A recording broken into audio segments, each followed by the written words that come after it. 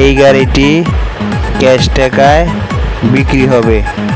একটা টাকাও কোনো কিস্তি নেই, কোনো কাজ নেই, রানিং একটি গাড়ি।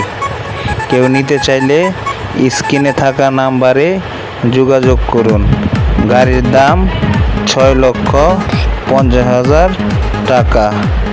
ধন্যবাদ।